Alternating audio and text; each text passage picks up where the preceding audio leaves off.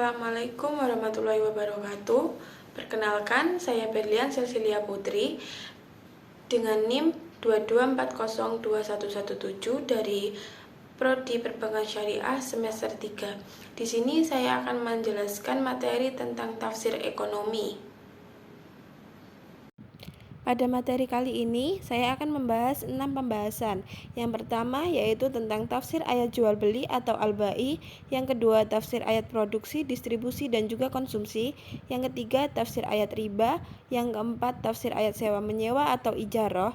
Yang kelima, tafsir ayat hutang piutang atau al-qardu. Dan yang keenam adalah tafsir ayat sistem bagi hasil atau mudorobah.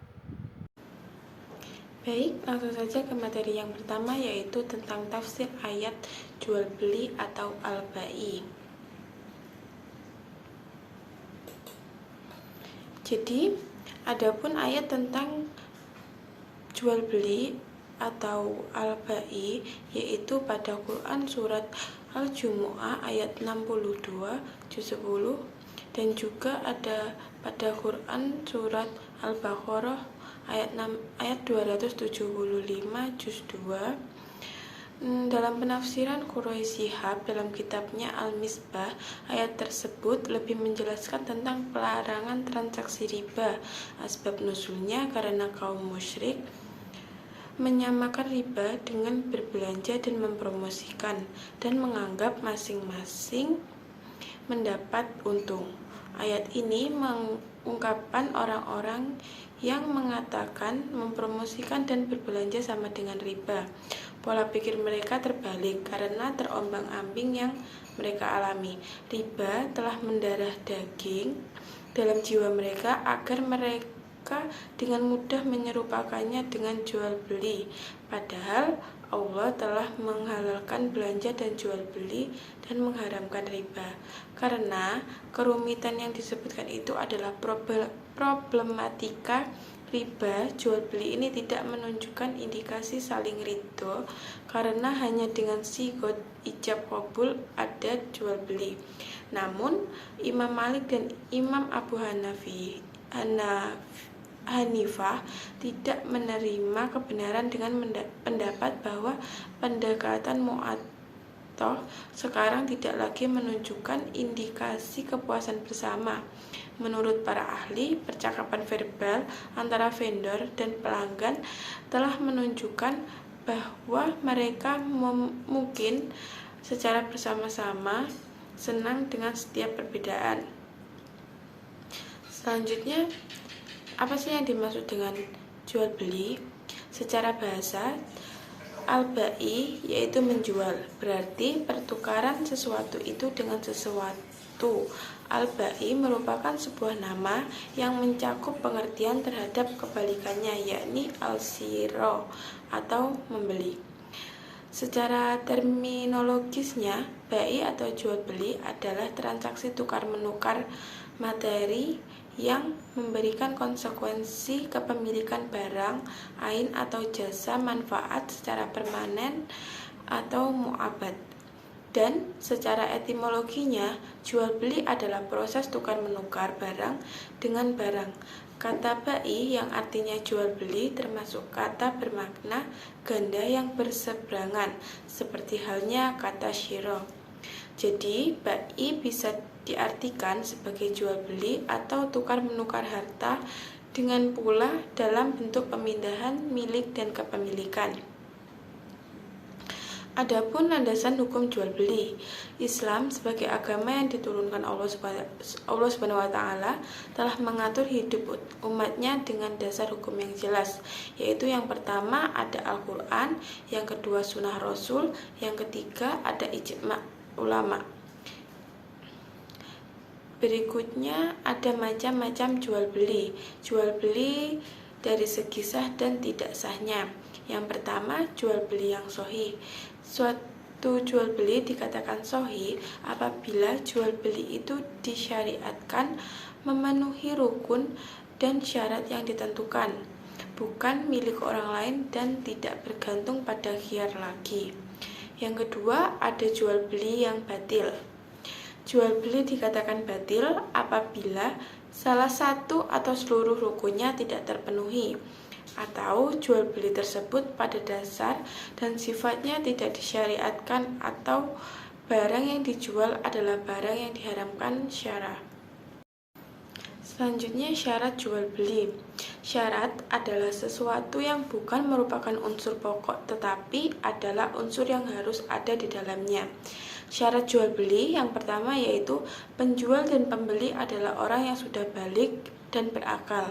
Yang kedua, atas kehendak sendiri bukan karena paksaan orang lain.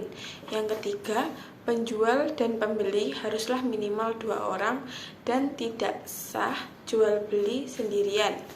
Yang keempat, barang yang dijual haruslah milik sempurna atau milik sendiri. Yang kelima, barang yang dijual harus jelas wujudnya dan diserahkan. Yang keenam, barang yang dijual harus suci zatnya menurut syara.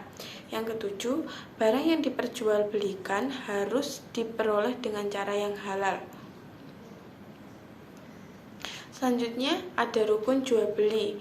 Dalam jual beli harus memenuhi 5 rukun, yaitu yang pertama penjual, yang kedua pembeli, yang ketiga benda yang diperjualbelikan, yang keempat alat penukaran, yang kelima ijab qabul. Ijab adalah perkataan penjual untuk menjual barangnya. Umpamanya, saya jual barang ini sekian. Qabul adalah perkataan pembeli untuk membeli barang yang dimaksud. Misalnya, saya terima atau saya beli barang ini dengan harga sekian. Adapun jual beli yang dilarang. Jual beli terlarang karena tidak memenuhi syarat dan rukunnya. Yang pertama, jual beli yang zatnya haram. Yang kedua, jual beli yang belum jelas. Yang ketiga, jual beli bersyarat. Yang keempat, jual beli yang menimbulkan kemudorotan. Yang kelima, jual beli yang dilarang karena dianiaya. Yang keenam, jual beli muhokolah. Yang ketujuh, jual beli muhodorah. Yang kedelapan, jual beli mulamasah. Yang kesembilan, jual beli munabazah. Yang ke-10 ada jual beli muzabanah. Melaksanakan jual beli yang benar dalam kehidupan. Jual beli itu merupakan bagian dari ta'awan atau saling tolong menolong. Bagi pembeli, menolong penjual yang membutuhkan uang atau keuntungan. Manfaat dan hikmah dari jual beli yaitu manfaatnya yang pertama, jual beli dapat menata struktur kehidupan ekonomi masyarakat yang menghargai hak milik orang lain. Manfaat yang kedua, penjual dan pembeli dapat memenuhi kebutuhan atas dasar kerelaan dan suka sama suka. Manfaat yang ketiga, yaitu masing-masing pihak merasa puas. Penjual melepas barang dagangannya dengan ikhlas dan pembeli memberikan uang dan menerima barang dagangan dengan puas pula. Dengan demikian, jual beli juga mampu mendorong untuk saling bantu antara keduanya dalam kehidupan sehari-hari. Manfaat yang berikutnya yaitu dapat menjauhkan diri dari memakan atau memiliki barang yang haram atau batil. Manfaat berikutnya yaitu penjual dan pembeli mendapatkan rahmat dan Allah Subhanahu wa Ta'ala. Yang terakhir yaitu menumbuhkan ketentraman dan kebahagiaan. Sebenarnya manfaat dari jual beli ini ada banyak, tapi itu yang saya sebutkan tadi adalah beberapa manfaat dari jual beli. Hikmah jual beli dalam garis besarnya adalah Allah Subhanahu wa Ta'ala mensyariatkan jual beli sebagai pemberian keluangan dan keleluasaan kepada hamba-hambanya, karena semua manusia secara pribadi mempunyai kebutuhan berupa sandang, pangan, dan juga papan. Kebutuhan seperti ini tak pernah putus selama manusia masih hidup.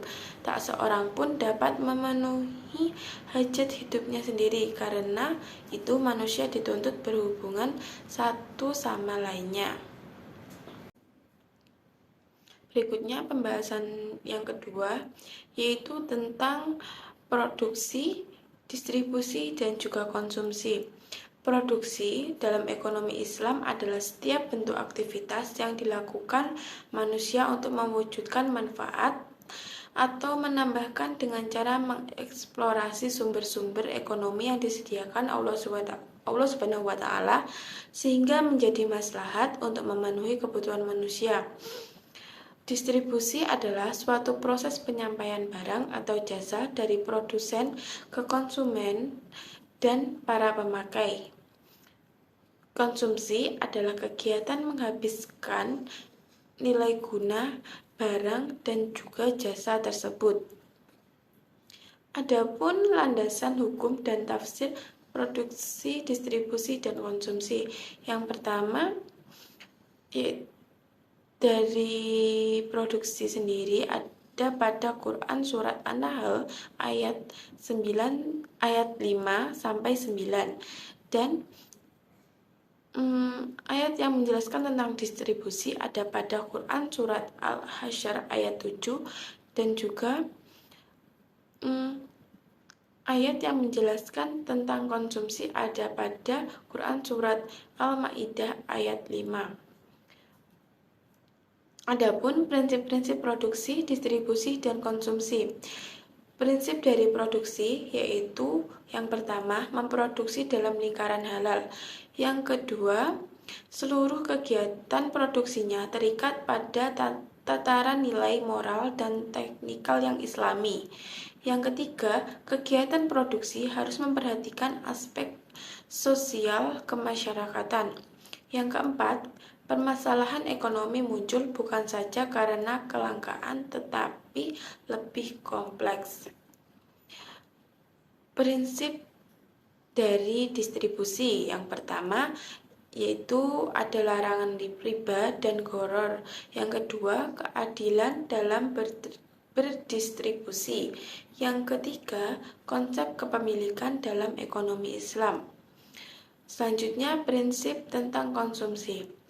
Yang pertama, hidup hemat dan tidak bermewah-mewah. Yang kedua, implementasi zakat dan mekanismenya pada tataran negara. Yang ketiga, penghapusan riba. Yang keempat, menjalankan usaha-usaha yang halal. Adapun hikmah dari produksi, distribusi, dan juga konsumsi. Hikmah dari produksi yaitu menyediakan barang dan jasa yang memberikan maslahah maksimum bagi konsumen. Hikmah dari distribusi yaitu mengurangi ketidaksamaan pendapatan dan kekayaan dalam masyarakat. Yang selanjutnya, hikmah dari konsumsi yaitu sebagai sarana penolong untuk beribadah kepada Allah Subhanahu wa Ta'ala. Pembahasan berikutnya di sini akan membahas tentang riba. Apa sih riba itu dan dari mana sih kata riba itu berasal? Baik, secara etimologis riba berasal dari bahasa Arab yaitu dari kata raba, yarbu, rabuan yang berarti az-ziyadah atau tambahan, al-fadl kelebihan, nama, dan an-numu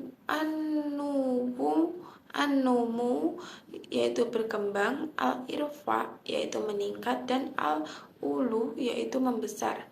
Dengan kata lain, riba adalah penambahan, perkembangan, peningkatan, dan pembesaran atas pinjaman pokok yang diterima dari pemberi pinjaman. Jadi, riba adalah segala imbalan yang dibebankan kepada orang lain atas transaksi tertentu tanpa adanya imbalan jasa dari transaksi tersebut.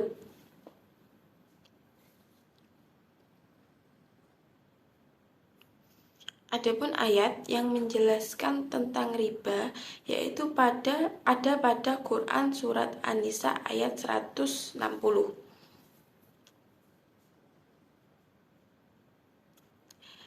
Jenis-jenis riba. Riba ada berbagai macam. Yang pertama yaitu riba khord. Riba khord adalah riba yang terjadi saat melakukan aktivitas pinjaman sesuai dengan arti kata khord itu sendiri. Tentu tidak semua pinjaman merupakan riba khord. Pinjaman yang dimaksud ini ialah apabila pemberi pinjaman mensyaratkan jumlah uang yang dikembalikan melebihi jumlah pokok. Riba yang kedua yaitu riba jahiliyah. Riba jahiliyah adalah kelebihan pengembalian jumlah pokok utang yang disebabkan oleh ketidakmampuan peminjam untuk mengembalikan tepat waktu. Riba jahiliyah meski sama-sama terjadi pada transaksi peminjaman, perbedaan riba jahiliyah dengan riba khord terletak pada alasan lebihnya uang yang harus dikembalikan. Yang ketiga, ada riba fadl. Riba fadl adalah riba yang terjadi saat adanya tambahan pada transaksi keuangan, selaras dengan arti kata fadl itu sendiri. Yang keempat ada riba nasiah. Riba nasiah adalah riba yang terjadi apabila melakukan penundaan sesuai dengan arti kata nasiah itu sendiri. Penundaan yang dimaksud di sini yaitu menunda pembayaran dalam jangka waktu yang tidak menentu ataupun menunda penyerahan barang yang ditransaksikan. Yang kelima ada ribayat. Untuk riba jenis ini dijelaskan bahwa riba tersebut adalah hasil dari transaksi jual beli dan juga pertukaran barang yang nantinya akan menghasilkan riba atau non-ribawi. Akan tetapi, waktu penerimaan serah terima kedua barang akan mengalami penundaan. Contoh dari riba jenis ini di dalam kehidupan sehari-hari adalah penjualan motor akan dihargai dengan 12 juta rupiah bila dibayar secara tunai. Sementara jika pembeli membayar motor tersebut secara kredit, maka akan dihargai senilai 15 juta rupiah. Baik pembeli ataupun penjual tidak akan menetapkan berapa jumlah nominal yang harus dibayarkan sampai transaksi selesai.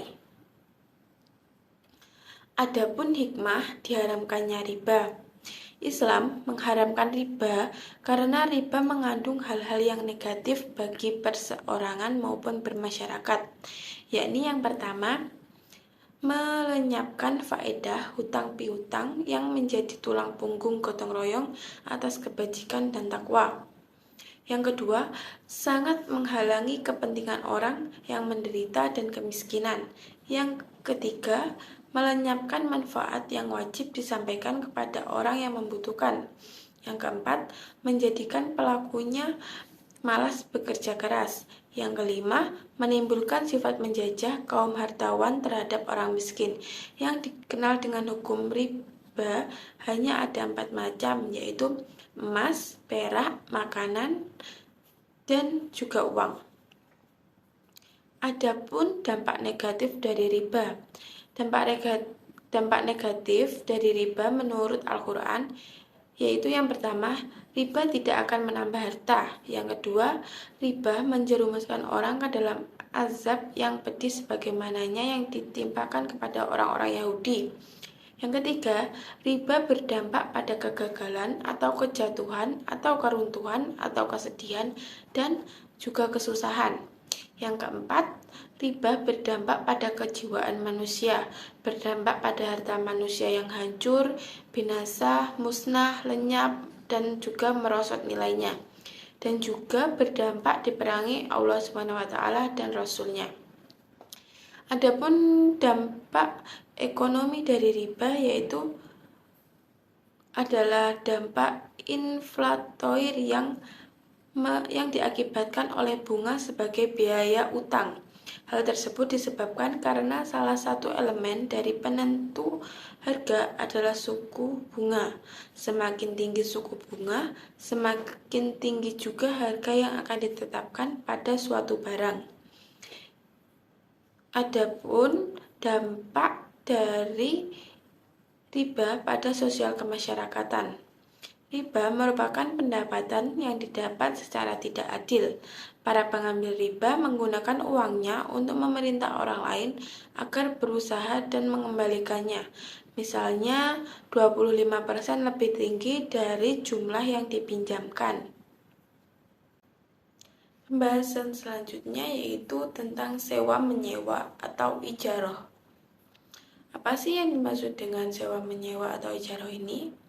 Jadi al-ijarah berasal dari kata al-ajru yang berarti al-iwat atau upah, sewa, jasa, atau imbalan.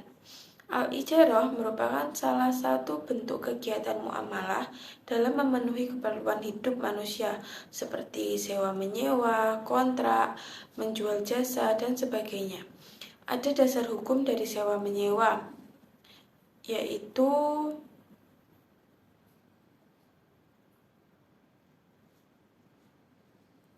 Al-Quran, Sunnah, dan juga ijma'. Model dari pembayaran akad sewa menyewa ijaroh ini ada dua macam.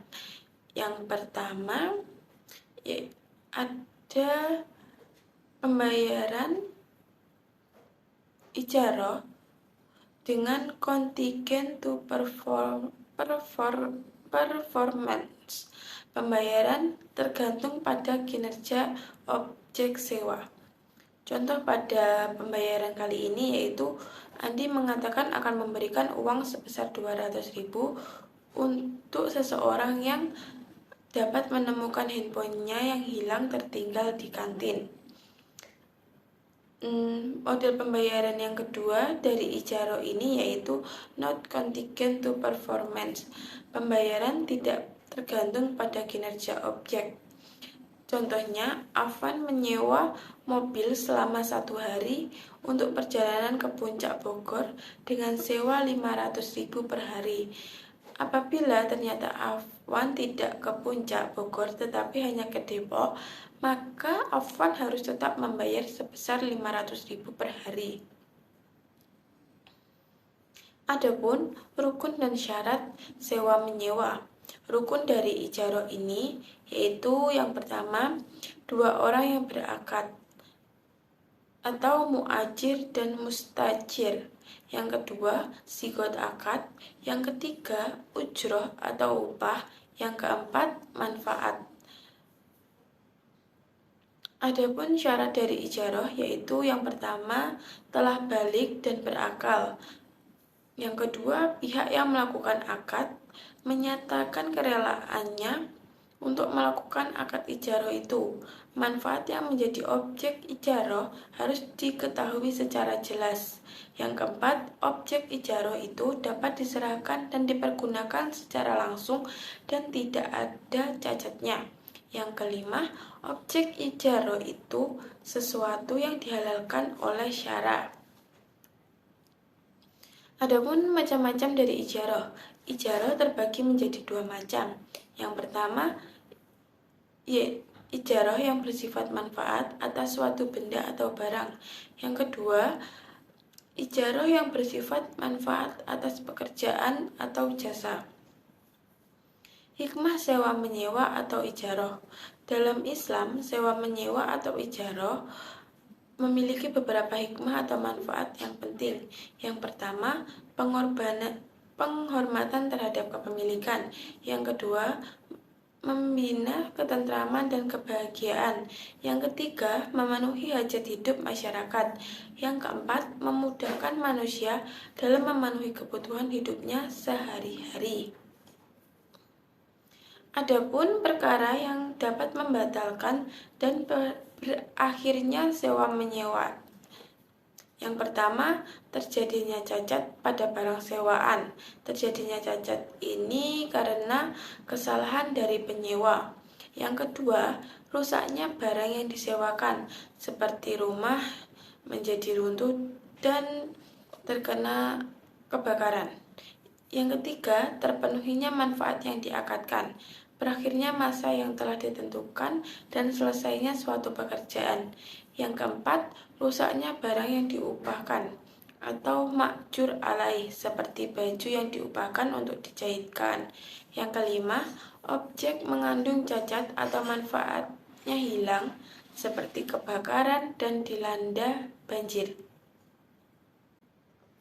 Pembahasan selanjutnya yaitu tentang hutang piutang. Utang diistilahkan dengan menggunakan kata adain. Kata adain sendiri secara etimologi qard yang berarti mengutangi atau memberi pinjaman. Utang dalam bahasa Arab yakni al-qardu, bahwa yang dimaksud dengan utang piutang adalah suatu transaksi di mana merupakan akad saling membantu dengan menyerahkan sebagian hartanya kepada yang membutuhkan, di mana ia beriktikad untuk mengembalikan sebesar apa yang telah diberikan tersebut. Adapun rukun dan syarat dari utang piutang. Rukun menurut jumhur ulama dari qard terdiri dari 3, yaitu 2 orang yang berakad, muhrid atau yang memberi utang, muhtarid atau yang diberi utang. Yang kedua, qard yaitu barang yang dipinjamkan. Yang ketiga, sigot atau ijab dan qabul. Selain rukun tersebut, qard juga memiliki syarat, yakni yang pertama, 2 pihak yang berakad adalah orang yang berutang atau muqtarid dan orang yang memberikan pinjaman atau mukrid. Disyaratkan yang pertama, balik, berakal cerdas dan merdeka atau tidak dikenakan hajru. Yang kedua, muqtarid adalah orang yang mempunyai kewenangan dan kekuasaan untuk melakukan akad tertentu.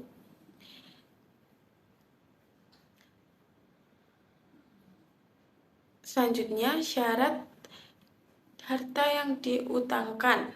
Yang pertama, harta yang diutangkan merupakan mal musliyat, yakni harta yang dapat ditakar atau makilat, harta yang dapat ditimbang atau mauzunat, harta yang dapat diukur atau zariyat, dan juga harta yang dapat dihitung atau adiyat.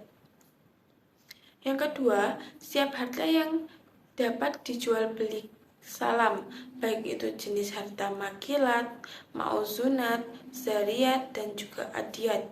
Yang ketiga, al-hab atau penyerahan. Yang keempat, utang piutang tidak memunculkan keuntungan bagi muqtarid atau orang yang mengutangkannya. Yang kelima, utang itu menjadi tanggung jawab muqtarid atau orang yang berutang. Yang keenam, barang itu bernilai harta dan boleh dimanfaatkan dalam Islam atau mal mutakawimin. Yang ketujuh, harta yang diutangkan diketahui dari kadar dan juga sifatnya. Yang kedelapan, pinjaman boleh secara mutlak atau ditentukan dengan batas waktu. Ada syarat yang ketiga yaitu sigot, ijab, dan qabul. Ijab adalah penawaran yang diajukan oleh salah satu pihak dan qabul adalah jawaban persetujuan dari penawaran yang diberikan oleh mitra tersebut.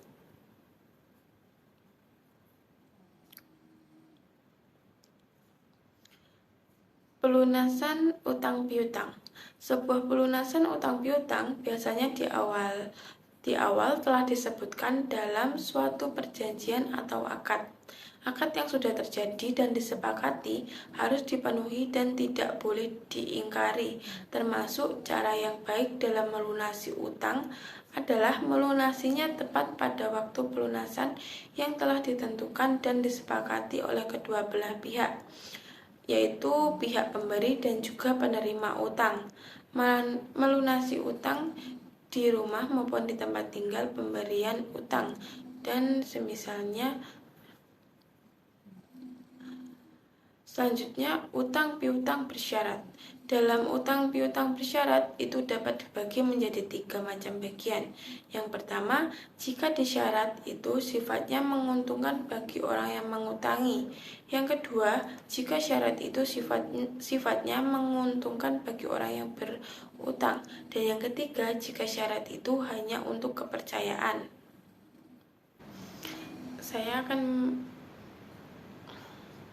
Selanjutnya yaitu pembahasan tentang murabahah.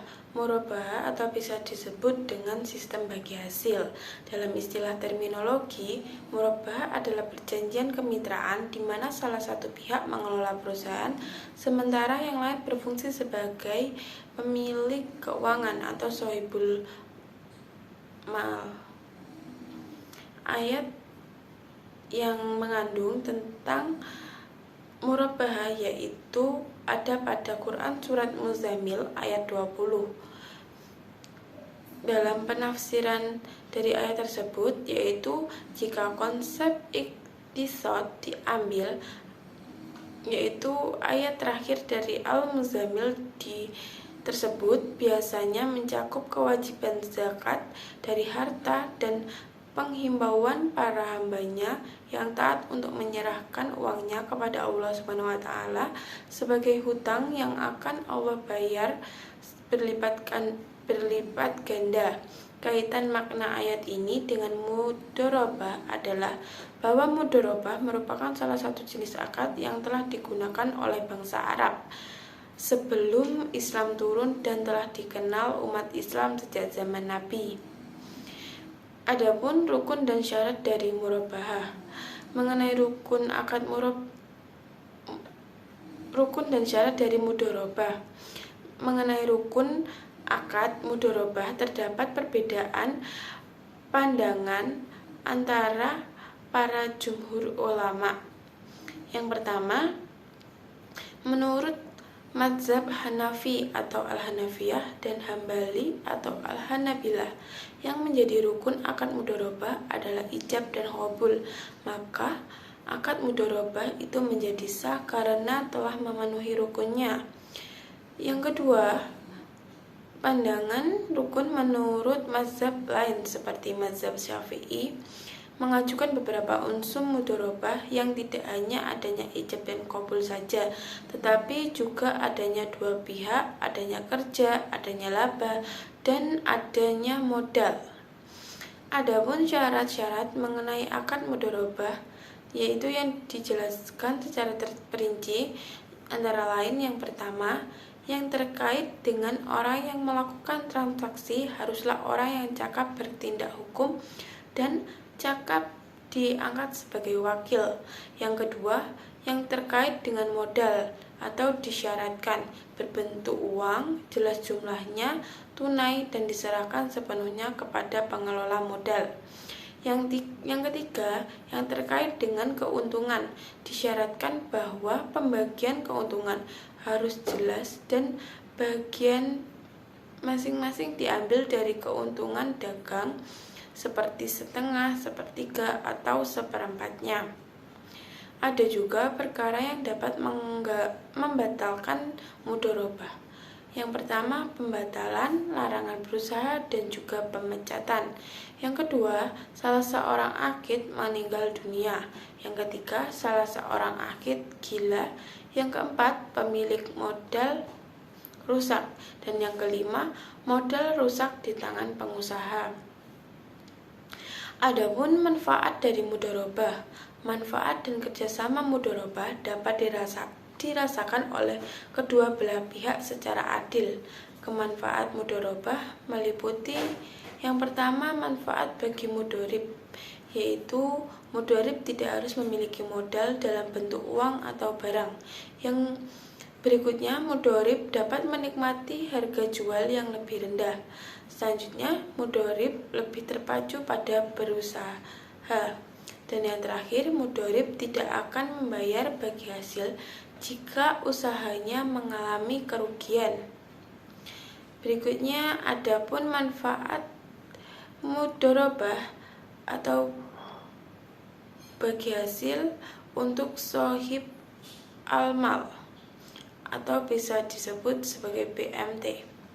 Bagi sohib almal akan menikmati pendapatan bagi hasil seiring dengan meningkatnya pendapatan mudorib. Bagi sohib almal tidak akan membayar biaya bagi hasil kepada anggota penabungnya jika usaha yang dibiayainya dengan akad mudorobah muqayyadah dalam kondisi merugi. Bagi sohib almal akan lebih selektif dan memberikan pembiayaan. Yang terakhir, bagi sohib almal akan mendapatkan anggota yang lebih loyal. Baik, itu tadi adalah pembahasan materi yang saya jelaskan dari materi tafsir ekonomi. Semoga materi yang saya bahas kali ini dapat bermanfaat bagi kita semua, terutama bagi saya sendiri. Apabila ada kurangnya atau kesalahan dalam menjelaskan, saya mohon maaf. Wabillahi taufiq wal hidayah. Wassalamualaikum warahmatullahi wabarakatuh. Sampai ketemu pada pembahasan materi selanjutnya. Bye bye.